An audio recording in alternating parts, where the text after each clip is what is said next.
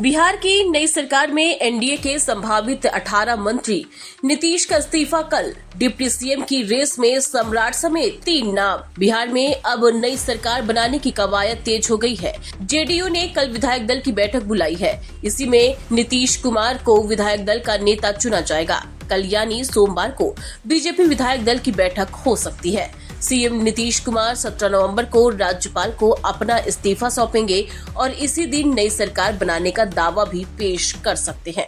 CM house के सूत्रों की माने तो 20 नवंबर को नीतीश कुमार 10वीं बार सीएम पद की शपथ ले सकते हैं। 2025 के विधानसभा चुनाव में बीजेपी सबसे बड़ी पार्टी है, लेकिन सरकार में एक बार फिर से नीतीश कुमार की पार्टी जेडीयू का कद बढ़ना तय माना जा रहा है। जानकारी के मुताबिक नीतीश कुमार के साथ साथ 18 मंत्री भी शपथ ले सकते हैं। वहीं डिप्टी सीएम की रेस में बीजेपी से सम्राट चौधरी, रामकृपाल यादव, मंगल पांडे के नाम की चर्चा है।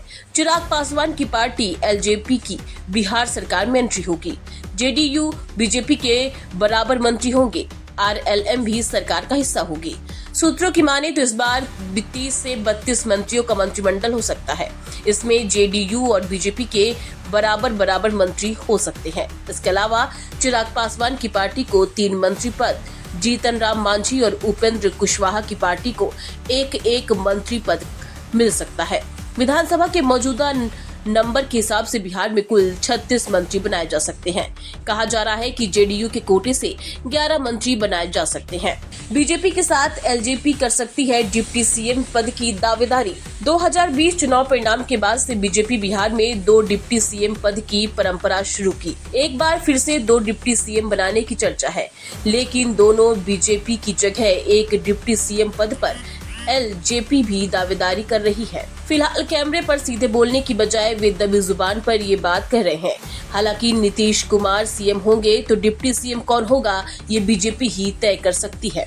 जेडीयू अपने कोटे के मंत्रियों में बड़ा बदलाव नहीं करेगी। पिछले सरकार में जेडीयू कोटे से 13 मंत्री थे। संभव है कि इसमें से 10 मंत्रियों को नई सरकार में फिर से मंत्री बनाया जा सकता है। पार्टी मंत्रिमंडल में बड़ा फेरबदल करने के मूड में नहीं है। जेडीयू कोटे से बनने वाले मंत्रियों में से 10 लोगों के नामों की लिस्ट है।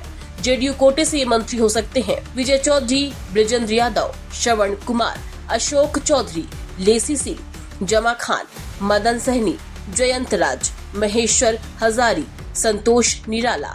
भाजपा अपने डिप्टी सीएम को बदल सकती है। पिछली सरकार में भाजपा कोटे से 19 मंत्री हैं। इसमें बड़े पैमाने पर बदलाव की सूचना है। डिप्टी सीएम विजय सिन्हा को रिप्लेस किया जा सकता है। साथ ही सम्राट चौधरी को भी बदला जा सकता है, लेकिन वह अभी भी डिप्टी सीएम की रेस में है। इसके अलावा मंगल पांडे और रजनीश कुमार में से किसी एक के डिप्टी सीएम बनने की चर्चा है। बीजेपी कोटे में इनका मंत्री बनना लगभग तय है। पहला सम्राट चौधरी, दूसरा नितिन नवीन, तीसरा मंगल पांडे, चौथा रामकृपाल यादव, 5वां रजनीश कुमार। कुशवाहा की पत्नी बन सकती है मंत्री। एचएएम में संतोष मांझी और उपेंद्र कुशवाहा की पत्नी स्नेहलता के साथ एलजेपी के प्रदेश अध्यक्ष राजू तिवारी मंत्री बन सकते हैं। संभावित मंत्रियों की लिस्ट में संजय पासवान के नाम की भी चर्चा है। पिछली बार की तरह इस बार भी बीजेपी स्पीकर का पद अपने पास रख सकती है। सूत्रों के मुताबिक भाजपा विजय सिन्हा को डिप्टी सीएम न बनाकर स्पीकर बना सकती है। हाँ, इतना जरूर तय है कि विजय सिन्हा को कोई न कोई बड़ा पद जरूर मिलेगा।